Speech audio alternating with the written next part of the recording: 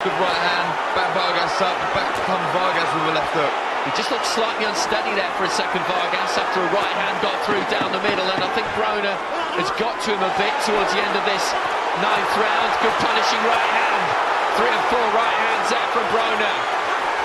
Great finish, big left hand. Comes in just before the bell, and what a nicked it himself, and there's Errol Spence. And that was what they wanted to see.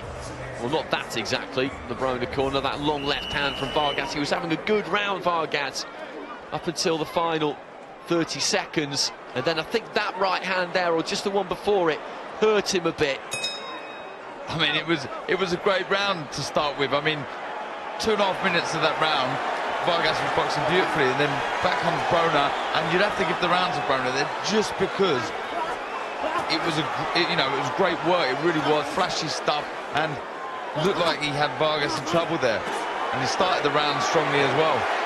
Well, it was great work. It really was flashy stuff, and looked like he had Vargas in trouble there, and he started the round strongly as well. Well, it was the most telling part of the fight, wasn't it? And that was the first time that either one of them had really looked hurt, and Vargas was in trouble towards the end of that round, and if there'd been another 20 seconds, then I think he could have been in real difficulties. Looking to try and bite down now, Vargas, because he's on the back foot here. Broner has come out strong, as you say, at the start of this 10th round. And just beginning to clown a bit as well, which he cannot afford to do.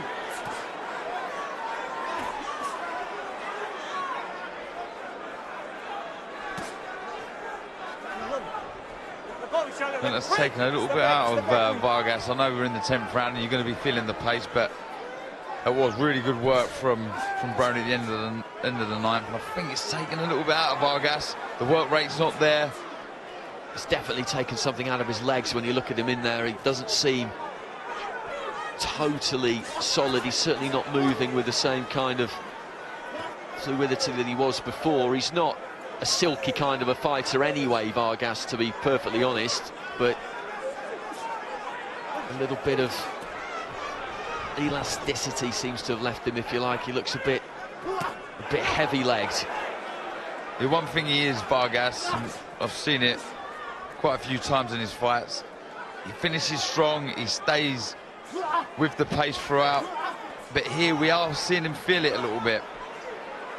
I think that was certainly down to some of the big punches that Broner landed in the last round, and some of the big shots do stay with you. And I mean, this is good work from Broner now, and he's oozing confidence. When you're oozing confidence like this, you just want to see the guy throw more shots. There's no point jumping around and acting silly when really you should be burning up energy, using energy, throwing shots. We're heading in towards the final 30 seconds of the round, and will Broner look to try and really put a stamp on this round towards the later stages? Vargas is trying to get up on his toes a little bit at times and inject a bit of energy back into proceedings, but he's still just digging in and throwing punches, trying to land as much as he can. That face is even more marked up now than it was previously. Right hand from Broner, then rips with a big left and misses, and then Vargas comes back with a combination, and Broner again looking to get to work right at the end of the round. Long right hand, big right hand on the inside, and Vargas just looked a little bit unsteady there again, but he took it well. It was a difficult round to score because there wasn't much. No, Broner wasn't landing bundles of shots. He landed a couple of sneaky left hooks and right hands. There wasn't much going on, and at the end there it'll come alive, but it was sort of, like I said before, 6 of one, half a dozen of the other, both landing shots, both coming back with shots. So it certainly looks the fresher of the two in there. If you look at the two faces, then it wouldn't be all that difficult to pick a winner, but that's not how these things are decided.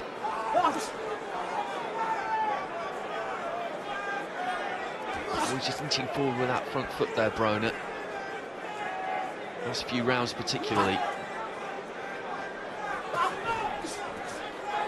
It's funny that right hand he's thrown. I don't really understand the logic behind it at times, because his weight comes forward, he is lunging towards his opponent, and at best it'll land and he'll end up on the shoulder, but if he misses with it, then he is open. I mean, that's what you're looking for, even when you're a kid. boxing, to try and make your opponent fall short, so then you can counter with a 1-2, a left hook. I mean, you can really land whatever shot you want. So yeah, as a guy so experienced, to fall in with a right hand like that is clumsy. Good left hook from Vargas, followed up by a 1-2.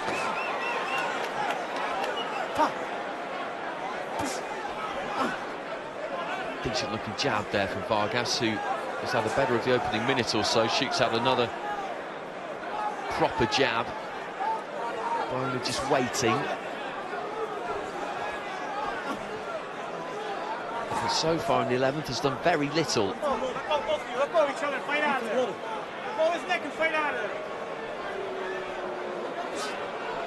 Well, interesting with the scoring. Darren's got Broner a couple up. Dan Rayfield, as I mentioned earlier on, he's got Vargas a couple of points up. There have been some close rounds, and you can understand the concern from the Broner corner all the way through the fight that he isn't doing enough. Vargas has generally been the one making the fight. Broner is the one who has landed the more hurtful, cleaner combinations. Who'd be a judge, Andy? I mean, it really is subjective how you score a fight. At times I've really liked Broner, at times I've liked Vargas, and I mean, it's been a good fight. It's been a good eye-catching fight at times. I think there's a cut there from Vargas. I think that's opened up. See some blood coming down the face. Yeah, there's a cut to the left eye of Vargas.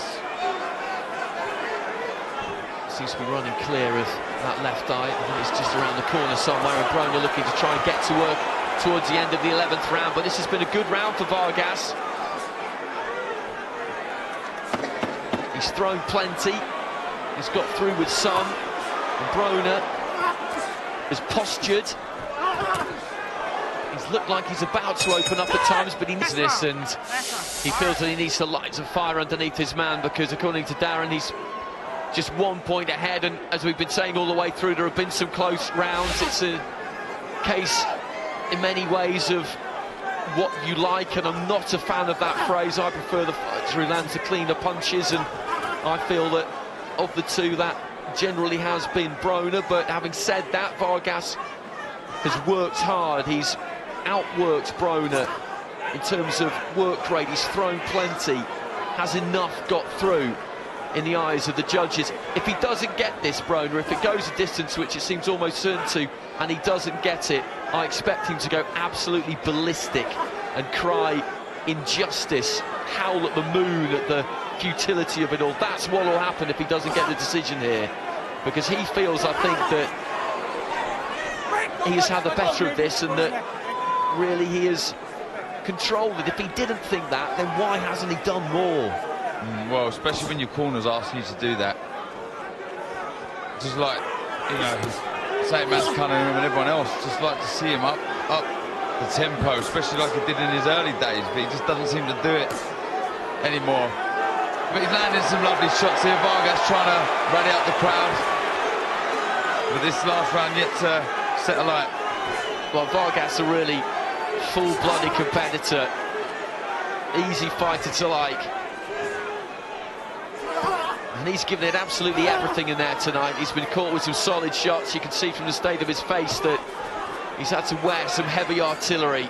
He was rocked towards the end of that round, that 7th round I think it was, and he came through it.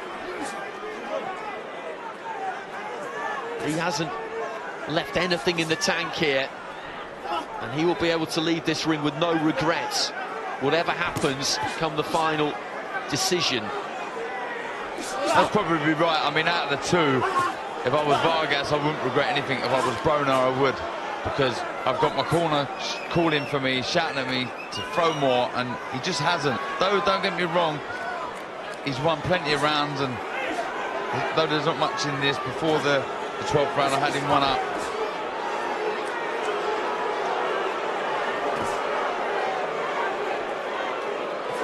Well, Ashley Theophane, member of the money team, of course, over there in Las Vegas, a British fighter, former British champion. He's got it dead level going into the 12th and final round, 5 each with 1 even. And it'll be very interesting to see what we get from Julie Lederman, Eric Molinsky and Kevin Morgan. The 10-second clapper goes. And Broner looking to throw a big overhand right towards the conclusion of the fight, and Vargas just dips low at the waist, plants his feet and swings in those hooks. The bell goes, and they're both going to claim victory here.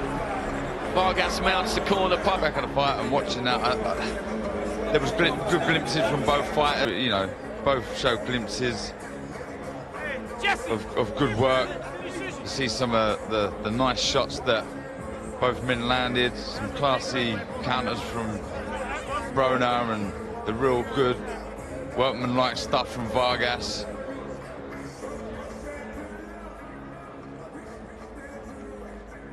Well, you're not the only one who's got it a draw. We've been tracking Dan Rayfield's card throughout the night, and he's got it a draw too. So maybe we'll get one. Two judges return us a draw. We'll get a majority decision draw. If it's one each and one drawn, then we'll get a split decision draw. It's very possible that that could happen. Jimmy Lennon Jr. is ready. Ladies and gentlemen, after 12 rounds of action here at Barclays Center in Brooklyn, New York, we go to the scorecards. Judge at ringside, Julie Lederman scores the bout 115 to 113 in favor of Adrian Broner.